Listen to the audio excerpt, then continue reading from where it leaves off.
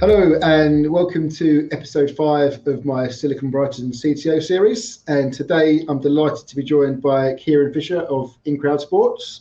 InCrowd create technology helping clubs and sporting organisations to connect with their fans through mobile apps, mobile ticketing and cross-platform gamification. And also in-stadia technology as well, which some of you may have seen on your visits to your favourite sports team. But Ciaran can tell you all about that and all the interesting technology behind it and how the business has grown since inception, and what you can look out for from these guys over the coming years. So thanks for joining me, Ciaran. Thank you for having me. No problem at all. So as always, it would be great to start with an intro in terms of yourself and your history, particularly with InCrowd and your journey to date, getting the business to where it is today. Yeah, absolutely. So it's a bit of a long and potted history. So InCrowd is actually really a spin out from the University of Sussex. So we originally started as a research project that I was doing as part of my PhD at Sussex into peer-to-peer connectivity. So my PhD was around what are called delay tolerant networks. So basically networks where data doesn't move very quickly and there's going to be long periods of inactivity. So one of the things that was happening at that time was you had the Arab Spring, you had lots and lots of protests, and there was a lot of interest in how do you bring connectivity to crowds. So a classic problem is disaster or a protest or anything really, connectivity goes down. Right. So what we started with was how can we connect two phones together to exchange information? So we needed an app. We came up with a sort of protocol for connecting the phones, and then we needed a use case for our experiment. And handily, University of Sussex is opposite the Amex Stadium, so outside my window I could see the Amex. Ian, who was my supervisor, big football fan, managed to somehow convince Brighton to basically come on board in this project. So what became the Digital Stadium project. Myself and a number of others worked on building the Brighton Hove Albion mobile app, so Android and iOS app. And really the sort of sports bit was kind of just on top. It was the way to have a repeatable experiment week in, week out. So we built that, and that worked surprisingly well. So we had 30,000 seats a stadium ish, and we were able to exchange information between phones in the stadium. So that worked well. We then decided to spin that out as a company. So I'm not Dr. Ciaran. I'm a failed PhD student as a result. But never mind. We'll get there one day. So we spun out from the university as took investment and became TribeHive. So we originally tried to, and one of our main investors was a man named Aidan Cooney. So he's now the CEO of InCrowd. So he was our first investor in TribeHive. We took investment, we built this technology, and we took it to football clubs and said, wouldn't it be great if you had an app that worked on match day? Because at the time there was a big push for Wi-Fi installation as well, and Wi-Fi is still very expensive, but at the time it was very, very expensive to do in bowl stadium Wi-Fi, and also the return on investment is low because you put Wi-Fi in, great. what can fans do on that Wi-Fi? Well, they can check the scores, maybe they can bet, but overall there's not much revenue to you. So there has to be a really good driver for that Wi-Fi, and there wasn't. So we went to the Football League at the time and said we want to try this. There's all kinds of interesting rights around football and digital rights, especially around what is now the English Football League, EFL, but was at the time Football League Interactive. And amazingly, they let us carve out some clubs to build apps for, even though they had existing agreements, which was very nice of them. So we got a number of clubs on, and it worked. So we worked well. But where we kind of got to was it was there still wasn't enough of it wasn't obvious enough to the fans that this was amazing technology, because ultimately to the fans' point of view was my app works when I'm at home, my app works on the train. It's not amazing to me that it works in the stadium because I expect it to. Although, I mean, speaking from personal experience, even being able to communicate with the outside world, probably even last season when I was going to live football grounds, was tricky because, as you say, the connectivity issue. So if that was solving a problem for me back then it would have been great. But I guess we take it for granted, as you say. That's it. So it was a difficult thing to commercialize from that point of view. So what then happened was we were a bit of a crossroads. So there were a number of different ways we could go, and our investor at the time, Aidan, said, well, actually I want to take this in a different direction. I want to take it to the next level. So we then changed from TriPipe to InCrowd. Aidan became the CEO, and we took further investment. And his background is sports technology. So he founded a company called Opta, which some of you may or may not have heard of, which is in effect all the people that how live scores happen coming into apps is there is someone sitting in a stadium pressing a button saying pass, goal, or all that kind of stuff. There are people doing that physically in the stadium, or sometimes they're remote watching it on a live stream. But ultimately, a human being is pressing all the buttons, and Opta did that data collection, and that powers things like Sky Sports and BBC. All of them use Opta. So Aidan had a very strong sports background. From there, we spun out to building more mobile apps. So over time, the sort of connectivity stuff that we originally focused on kind of fell away, so we don't really do that anymore. And now we've taken it. We've gone from apps to branching out to sort of more wider digital services offering. So things like websites, data analytics, and LED control software. So quite a variety of different areas. And we have another part of the business as well that is journalists, and they write a lot of content for UEFA. So if any of you, if you ever look at any UEFA content on Instagram, that's written by journalists that work for us as well. Right. Okay. Interesting. So when you started the business, how did you initially build that team to support the development of these mobile applications? Because looking at, I guess, the fact that it's come out from a university hub, if you like, or that kind of that support network, was there much in-house sort of experience around mobile apps, or how did you guys go on that journey of learning, creating together? How did you build that sort of initial product and move from there? Yeah, it's a good question. So as when you start any business, you have to know you probably know a lot about many things, but not a lot about one thing. So we went into mobile development. This was 2011, 2012. So we had to do native development. So there are cross-platform tools, but at the time we couldn't, because we needed to do it natively. So we had to learn Java on Android and Objective-C on iOS. So Swift, which is their more modern language, didn't exist. So I had to learn those two, and basically it was through a PhD graduate, so Ben Horsfall, or Dr. Ben Horsfall, who just finished his PhD, and another guy, Yanis, that had just finished his master's. With those two, we built the first apps, and none of us had really any experience at all in app development. I'd done a bit for my final year project at uni years before. Yanis had done a bit, and Ben had never looked at it. But we built the iOS app in a week. So from knowing zero to shipping it within a week's time. It wasn't the best, But I knew that we could create it more quickly, but even that sounds super quick to me. Yeah. So it was a lot of long nights. Yeah. We had a deadline we had to hit, and we had absolutely no idea. So that was the pressure that we had to get there. Yeah. So it was a lot of scrambling around, and it's in effect the team that, well, really it's having smart people around you. That's always the key thing, is to try and get people in the room that are smarter than you. It's generally a good rule in life, because you'll do okay. Absolutely. Is the mobile apps that you develop now still native technology, or? Yeah, so we have dabbled with some of the cross-platform technologies and things like React Native. They're very good, but they still do have drawbacks. The sort of new ones now, so Xamarin is very good as well. The Microsoft one that Microsoft bought. You've got the more webby ones, so I think Titanium, although it's called something else now, where it's a web page wrapped in and becomes an app. Apple are always the issue.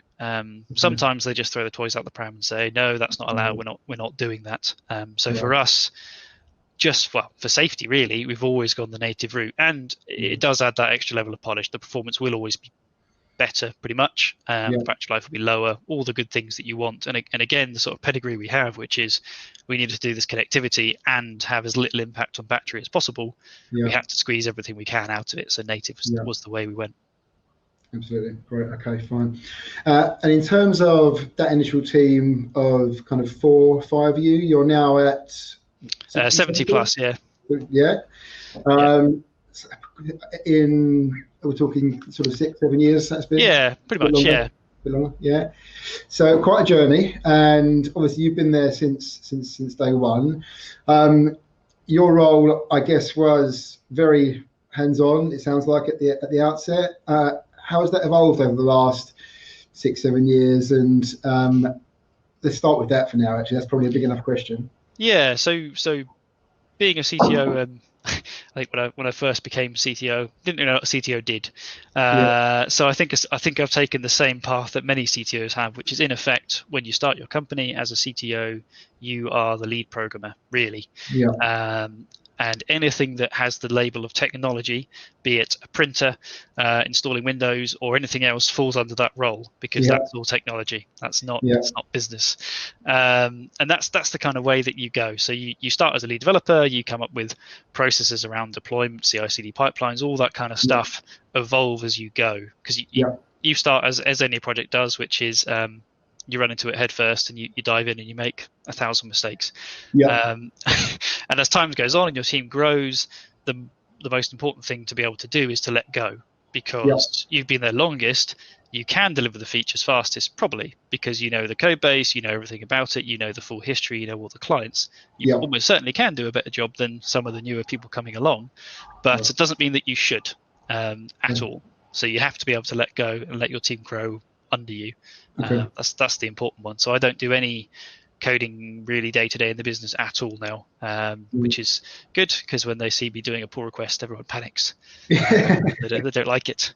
So they don't like that. Or if I actually comment on their pull request as well, that usually freaks them out as well. So I generally steer clear from that as well, because it's not good when the CTO's coming in your pull request. But sometimes I'm just interested, so that's why I ask questions. But I think it's that. It's the stepping back from technology. Obviously, you still need to have a view on where the technology is going, especially as we're developing for 3 platforms in effect: Android, iOS, and web.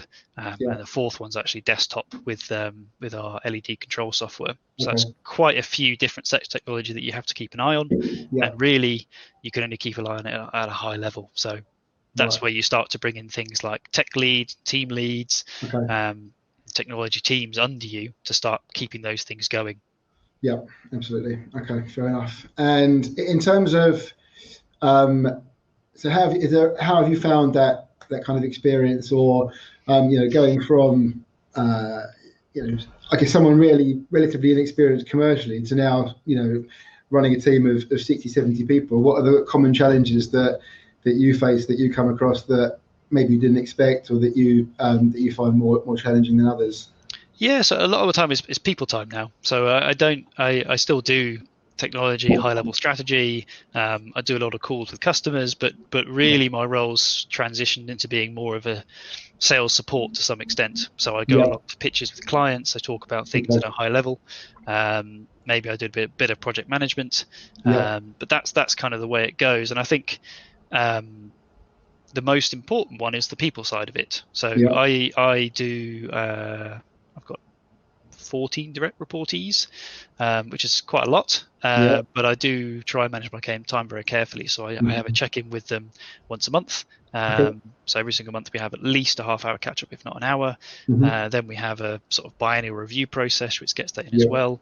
Ideally, I'd be doing more of that. So really, where this shows is I've got too many, and we've already have put some processes in to get less under me. So before, the sort of biggest change in the company was bringing in tech and team leads. So for a long time, we had a very, very flat structure. It worked very well. Everyone kind of knew what they were doing. Everyone talked to each other, and we had sort of one guy that we kind of talked to, but there wasn't kind of hierarchy as such. And as you grow, you need that. And I think always, and when you're idealistic and young, you're like, oh, we'll never have hierarchy. We don't need it. It's not important. But it turns out it is. It's quite important, because as you add more people, the number of lines of communications go up. It's the old exponential one.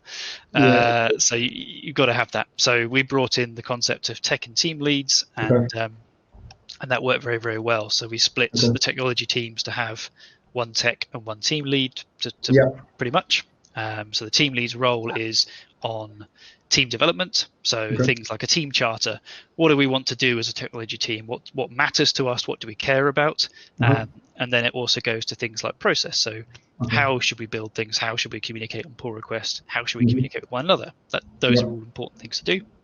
And then the tech lead's role is, what are we building? Are we building it the right way? Could we build it better? Those are the kind of split that we've had, and that's worked really well. So we brought that in originally into the app development team, and then brought it over into the back-end team, the data team, and the web team as well. So obviously you mentioned there that when the company was younger, there's been the culture was slightly different to what it is today. How have you managed some of how have you kind of kept the good parts of the culture that you wanted to, and then integrated that into something that would actually scale as the business grew, and sort of maintain that in a sustainable way? So it's a good question. So one of the things that you really want to get rid of very early on, if you can, is the old what's termed the hero culture. So you do not want to have a developer that everyone goes to and that knows everything, because it can go one of two ways. One is they get, really burnout is ultimately where that ends up, because they'll keep taking things because people keep asking them, and they'll feel the need to do things, and that doesn't end well. So the number one thing was trying to get rid of that. And as I say, when you're a fast-growing startup at the beginning, you will be crunching and you will be doing unhealthy hours, and that's just kind of what happens, because it's your dream and the team's dream, and you want to get that. But that is not sustainable, at least. And in my view, it's not. I know some game companies still do encourage crunch and all that kind of stuff, but that's something that I personally don't agree with. It's not something that I think we should be doing. And the mental health aspect is a key one. And especially with COVID and everything else that's happened this year, it's just reinforcing it even more. So things like saying, can you do it for this deadline? And checking in with them and saying, but if you can't, that's okay. But you need to say. So if you said to a project manager, or you committed to some tickets in a sprint or whatever it is, that's fine.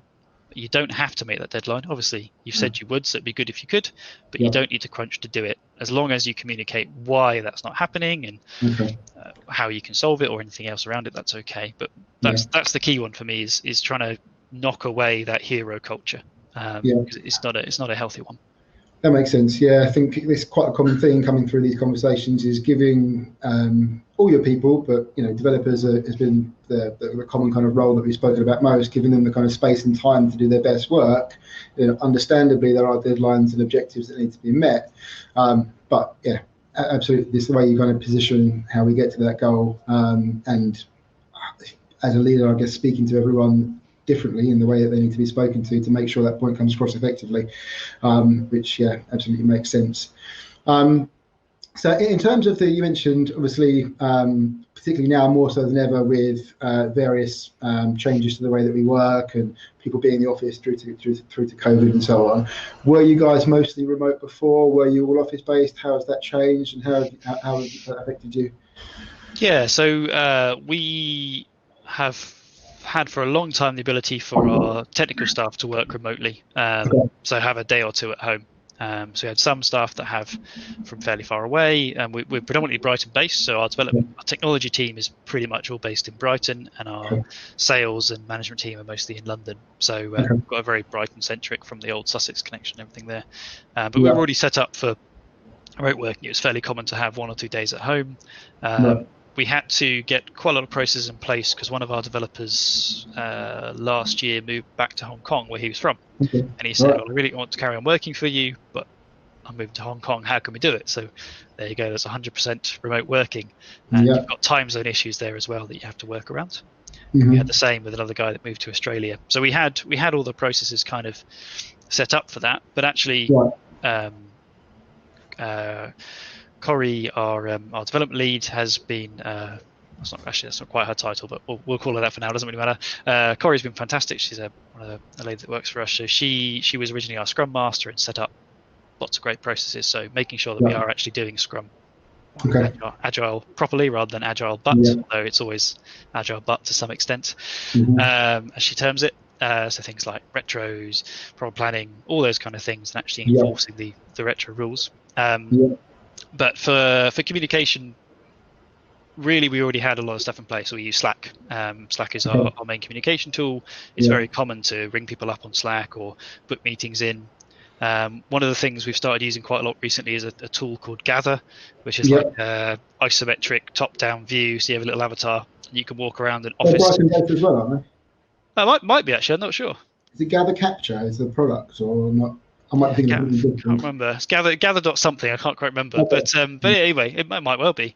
But yeah, so it's been great actually. So we have our stand-ups in the morning in Gather. So Corrie's built up an entire office. There are chairs. There's meeting rooms. When you go in the meeting room, you can only hear people in that room. And it's just quite nice in the morning to see people. And you see everyone wandering around to all the meetings. Some of our teams stay in it all day, so there's little desks and breakout rooms, and they just sit there all day as a technology team and chat and work on stuff. That works quite well. And actually, technology and the sort of commercial side, this has really helped align that. So chatting with the CEO more often, chatting with the CFO more often, because we're now remote, we have to make much more of an effort to actually catch up. And that's worked very well. Good. And I guess those are now. So how much of your role has been on the commercial side now, then taken away from? Mentioned obviously the technology and the people side of things, but how much do you enjoy that side of it, and how much of the role is now taken up, as you say, with client facing and financial type stuff that perhaps you weren't exposed to much before? Yeah, I mean. With COVID, not much change, but definitely over the last couple of years, it's become more client facing. I do less client visits, so I've gone, I think, for 3 visits this year to clients, whereas it used to be a lot more. So traveling up to see football clubs or doing trips up to London or whatever it is. But yeah, I'd probably say 40% of my time is probably on the commercial side. So working on tenders, working on estimates, talking with the team on things. So I often do a first pass tender document and come up with some questions, vague estimates, and that kind of stuff, and then run those past the team and say, do you agree with this? What do you not worry? What are you worried about? But that's a lot of my time is tenders. Okay, fine. And where do you see the biggest growth areas for you guys as a business, or what are you guys focusing more on in anger now than perhaps you were in the past? Yeah, it's a good question. So I guess at the beginning of March, middle of March, we went into lockdown. So from overnight, we went from having sport as a totally normal thing to sport ceasing to exist, which was quite a scary moment when you've been working in sport for a long, long time. So what it did help us to do is focus in on what it is we want to deliver. So we do have a lot of products. We're quite a complicated business, and it let us actually go, okay, well, this project, is it really profitable? Should we be doing this?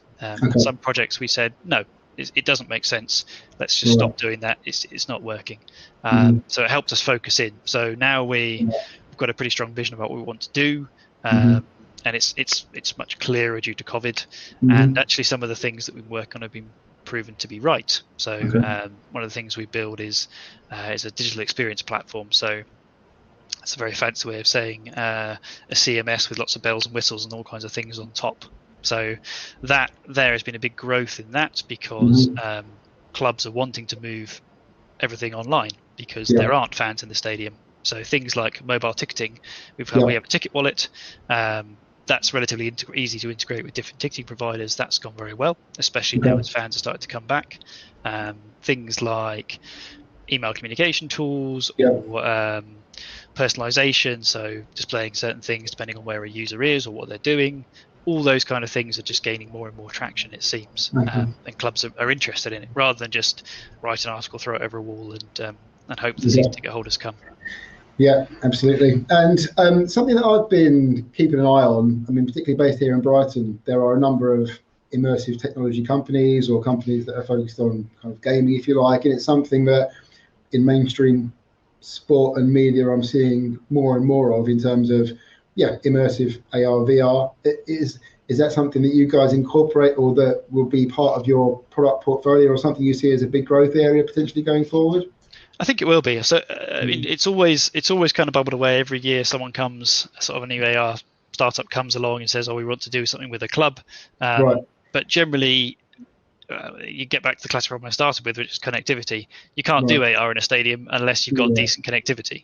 However, that problem's gone away. So I think more and more clubs are exploring how to make the whole streaming experience more engaging. AR and VR to some extent I think are a good way of doing that. There's a big push now to get more interactivity into the stream, so things like polls or predictors or overlays and that kind of stuff. But I think it's just going to keep growing, I think, especially with Facebook pushing their new Quest 2 now, that they're pushing quite hard at a relatively good price point to try and make it more accessible. But at the minute it's still a bit early because there isn't enough sort of VR at least, but the AR side I think it's getting there. There's been it's not one of our apps, but there's been a couple of sort of football apps that have had quite nice little features added into them for AR. So seeing the player on the table, being able to have a look at like them, their height, stats, all that kind of stuff, and have a little gameplay on the tabletop. Yeah, absolutely, one to keep an eye on. And you mentioned the various teams earlier in the conversation in terms of the mobile guys, web guys, desktop and infrastructure, if you like. Can you just talk to me a bit about the breakdown of the different teams that you've got from a technical perspective, and then I can go a little bit deeper into sort of technology that underpins some of the products and platforms that you run? Yeah. So we have a DevOps and SysOps team. So their responsibility is basically the running of all the systems that underpin everything we have. So we have some stuff in house and some stuff. The majority of customer-facing systems are all running on Amazon. We have a back-end development team that deal with building all of the back-end services that we have that powers all the apps and everything else that we have. We have a data team whose responsibility is getting data in from various sources and building analytics, modeling, and dashboards on top of it. And then we have the sort of mobile app development team, so an Android team and an iOS team. And then finally we have a web team. That's not finally. And there's one more, which is our Cast team, and Cast developed the LED control software. So that in itself has been quite surprising, because when we first got into this, I didn't, a bit naively, those LED boards you see around the side of the pitch, they are absolutely not for the fans. No, couldn't give a toss about them. They are entirely for the TV audience. Okay. And there's that industry is going through a bit of a transformation with what's called virtual LED. So what you see through the camera isn't necessarily the advert that ends up on your TV. So people are using all kinds of technology to change that image out, a bit like chroma keying, but a bit fancier. So having 4 different streams going out to 4 different geographical areas with 4 different partners. Because the problem with LED is once you've sold that minute, that's it. But if you can sell that minute 4 times over, that's great. You just made 4 times the amount of money for that minute on TV. So that's pretty good going. So we've been doing some work in that area and supporting some companies in the sort of virtual LED space. Right, that's interesting. Yeah, I didn't even think about that. I think that you naturally, when you're listening to radio in different parts of the country or on the TV in different parts of the country, you'll get pushed different advertisements. But I didn't ever think about that, how they can change that kind of display or what you see, or you think you're seeing in ground, but remotely. That's interesting. So, what sort of when you're building these products, what kind of considerations did you have to give to design and architecture, and I guess sort of now maybe more so security potentially? Yeah. So we were, when we first got into, for the first services that we built, microservices hadn't quite become a thing, but it was kind of the approach that we took, and it was a similar approach that I took in my role years ago before I did this, which was that it kind of made sense to decompose these big systems into smaller, more manageable units. And it's microservices is just, I guess, an extension of that. It's breaking that down a bit further. So we used to build using a thing called Elastic Beanstalk. So Elastic Beanstalk is a service on Amazon that you deploy a project and it runs it on an EC2 instance for you, and it's all classic technology. So you build your WAR, which is your sort of Java jar, all bundled up, and it runs. And we'd have one service per one of these, but that doesn't scale very well because you need a whole Amazon EC2 instance to run your service, and you need a load balancer and all kinds of stuff like that.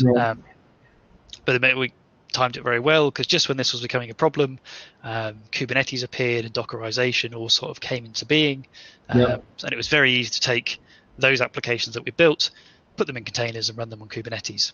And I can't say enough how Kubernetes is just an incredible piece of technology and gives you such an amazing way to pack a lot of services onto the hardware that you have and do it as efficiently as possible. So that for us has been great. So everything we do is containerized. You run containers locally. We run containers on Kubernetes. The CI/CD pipeline is done using containers. It's containers all the way down. I read something. I don't know whether it was this week or last week about Kubernetes or a technology associated with Kubernetes that they're beginning to offer less support to Docker. Dropping Docker. Yeah, they're not really. So it's a bit of a terrifying headline. They're dropping support for Docker, and everyone goes, "Oh my God, we're all screwed." No, it's not that. No, it's they're just changing how they integrate. So Docker is built on Container D, and that technology is still staying. So it's not, from our point of view, there's not really any massive change to it. Okay, fair enough. And how common is it if one of the clubs or affiliations, leagues that you support, come to you and they want a change, and how quickly would they typically want that change, and how easy is it for you guys to deliver that?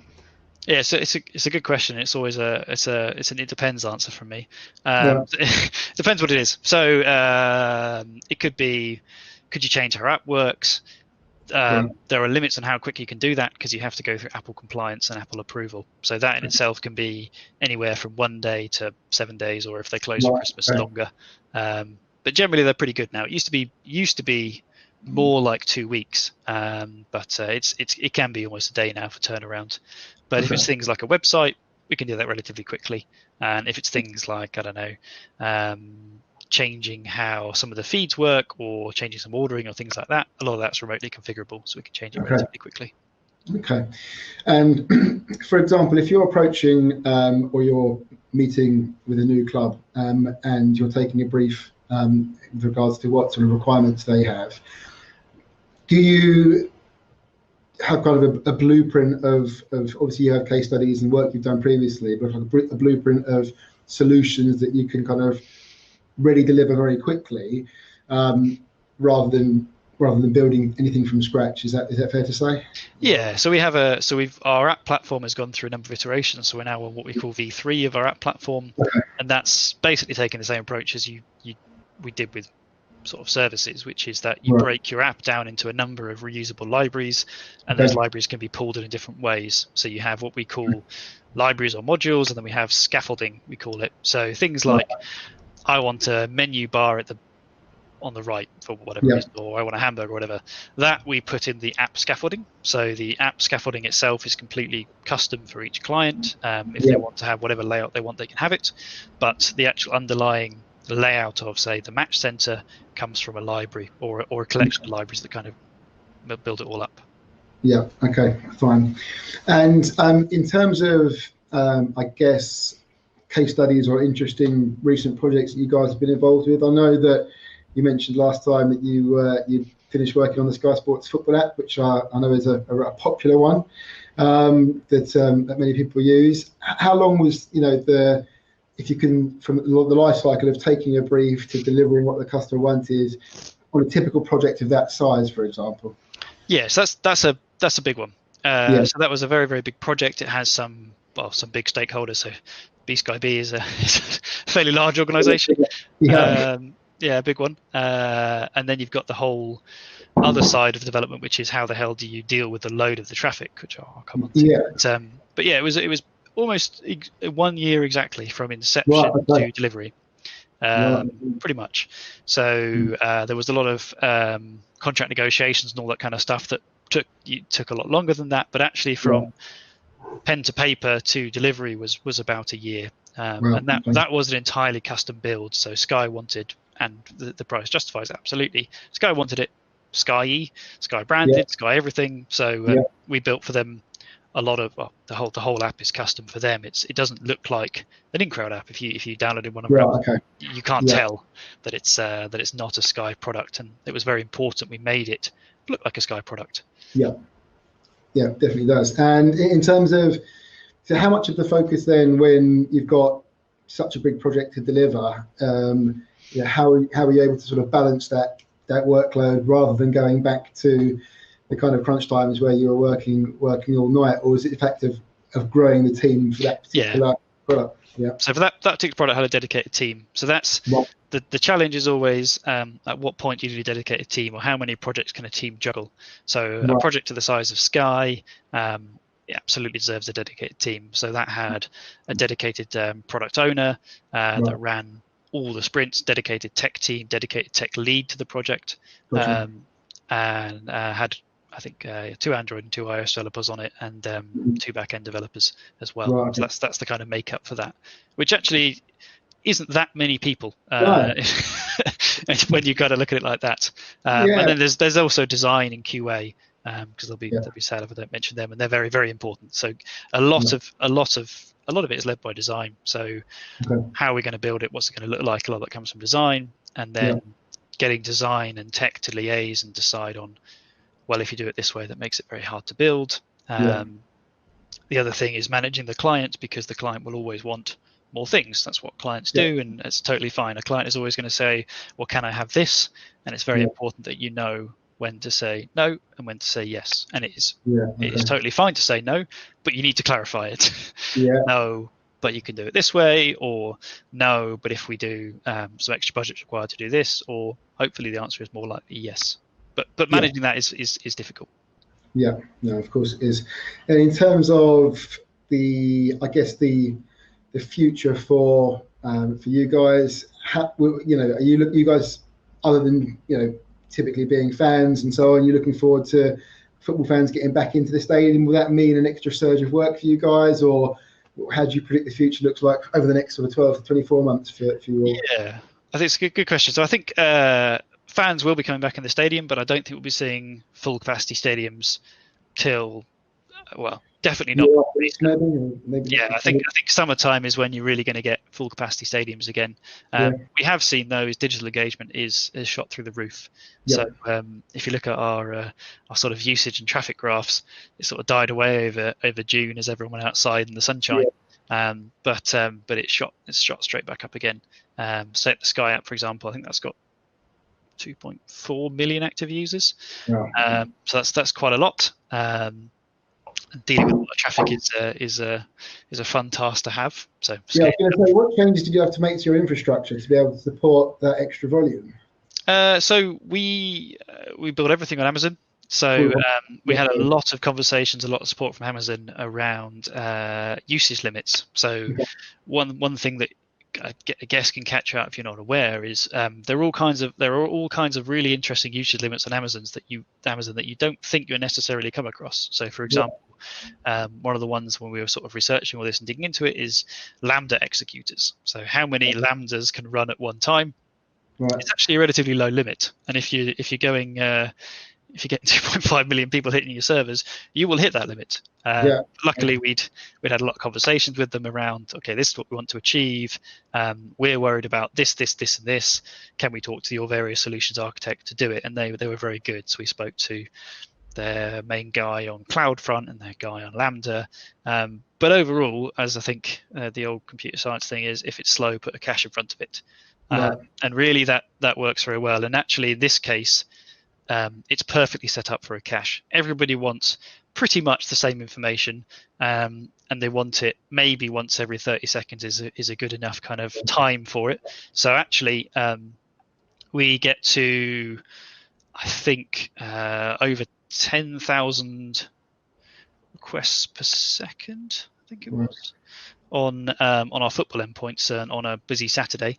And you're getting into sort of many billions of requests over the month. And actually behind the scenes, we're maybe getting, I don't know, 1,000 requests a minute actually hitting the server.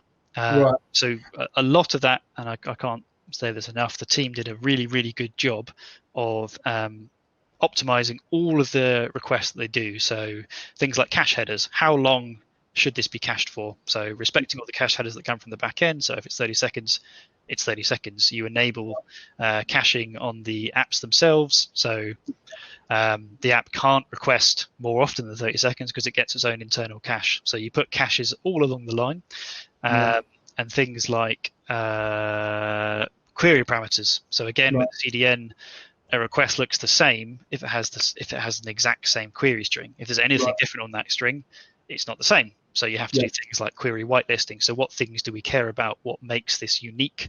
We did a lot of work doing that. And again, because we're developing on two different platforms, how similar are the two ways the app team have done it? So our backend developer, our backend tech lead, spent a lot of time optimizing the queries that the REST calls that they're making and making sure that the parameters match up. So Team A is asking for league tables with a certain order. Team B needs to have the same order. So we order parameters as well in order to get the maximum cacheability. And we get up to a 99% cache hit ratio on a busy Saturday, which is good. Yeah, absolutely. It sounds like no mean feat, and a lot of that obviously is automated and, as you say, optimized. So you don't require 24-hour support or anything like that. It's all done because of the architecture of the infrastructure and how that was built in the first place to make sure that it's on the money when people need it. Yeah, absolutely. And things like again, CloudFront behind the scenes is still a bunch of machines. So there is a scaling policy that Amazon applied to your CloudFront instances. So you need to make sure you talk to them and say, I am going to be hit by this much traffic. Is that okay?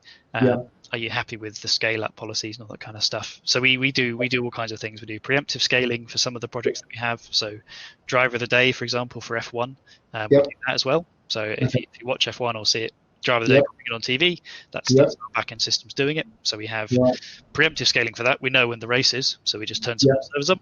And then on top of that, we also have auto-scaling policies as well.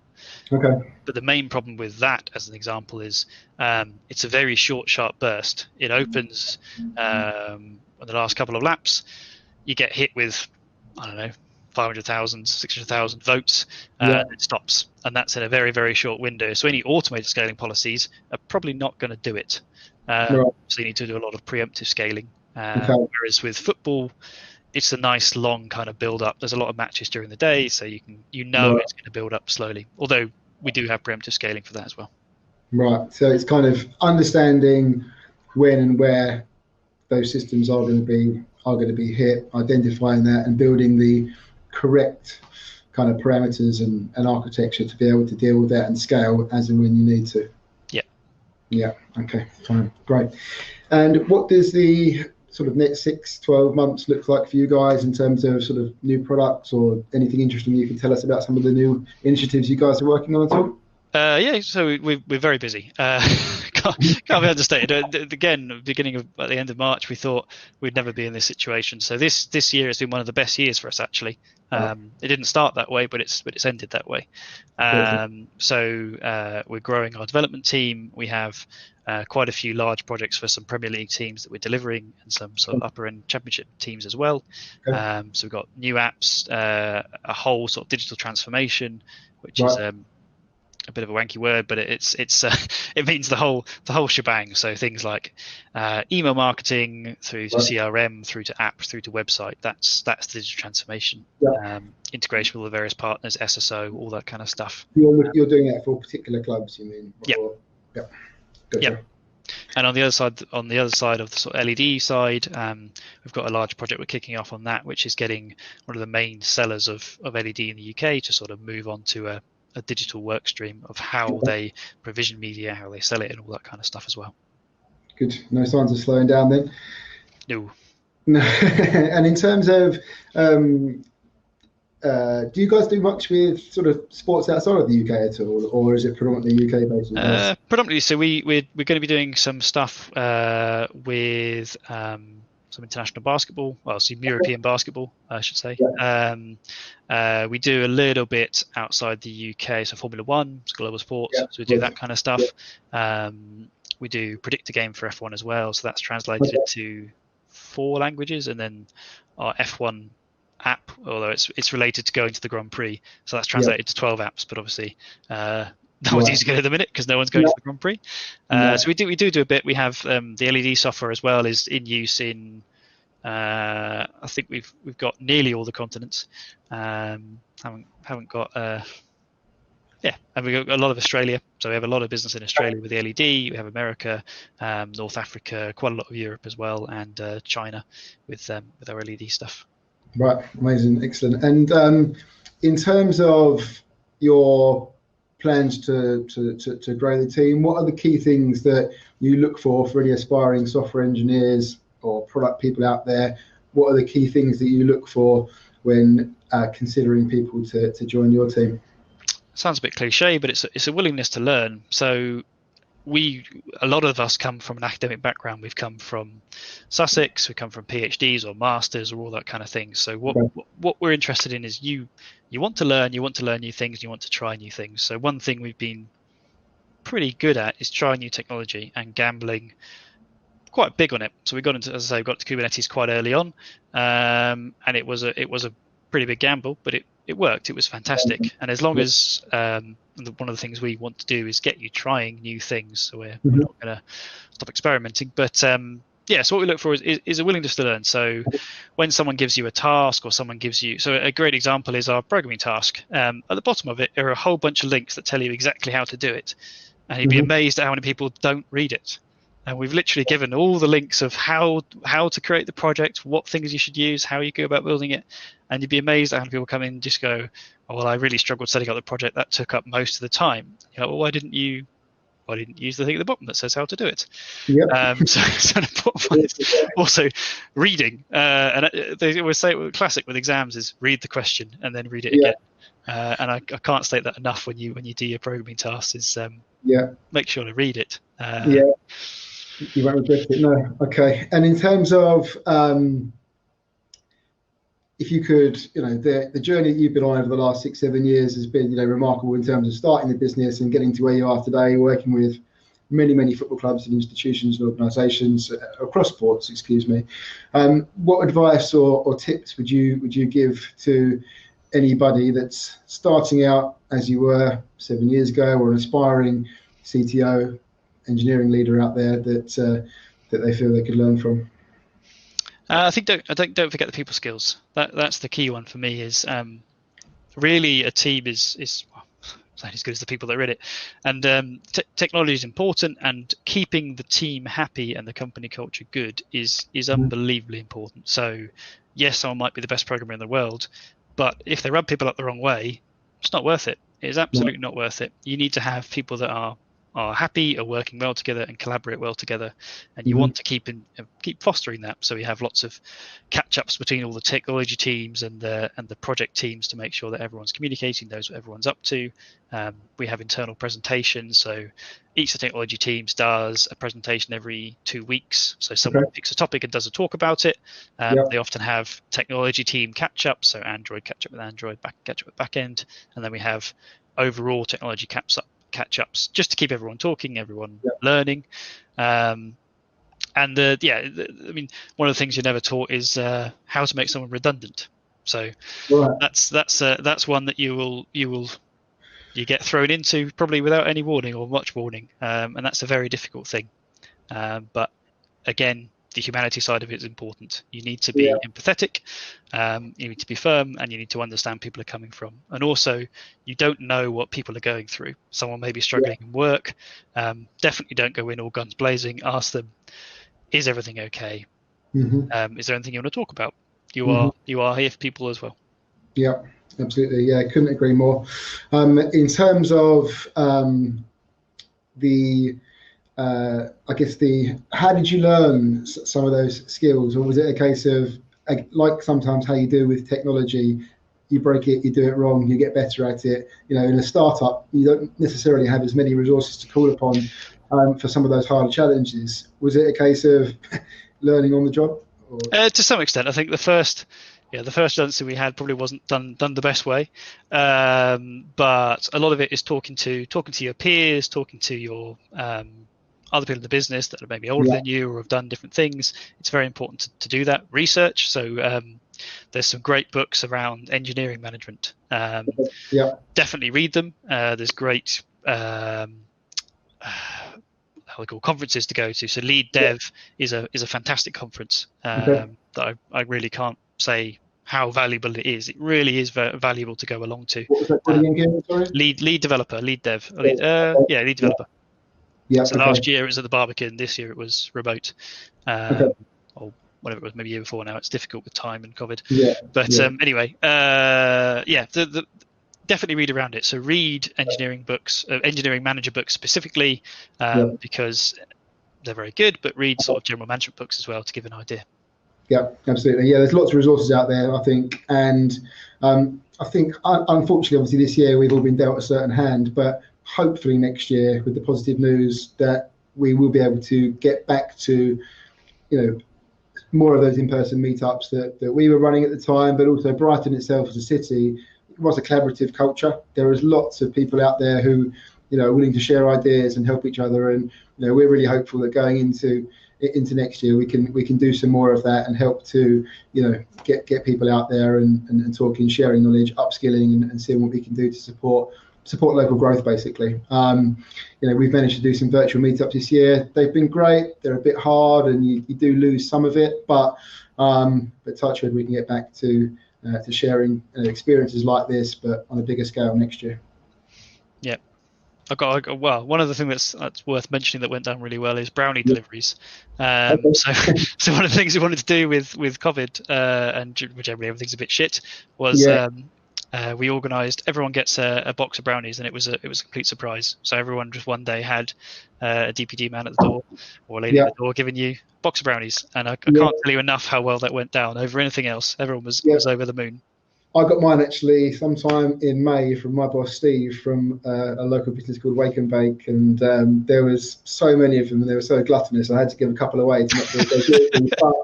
But it did bring a smile to mine and my partner's face. It was a great idea. Yeah, keeping people connected and surprising people with nice moments like that. It doesn't get forgotten.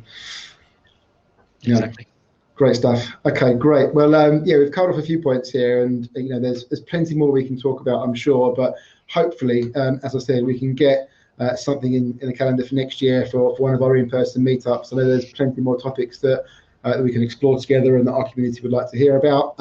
But for now, it's great and been really interesting learning about your journey, some of the technology that underpins your products and your platforms that you've built. Thanks very much for your time, and I look forward to speaking to you again soon sometime, Ciaran. All right, thank you for having me.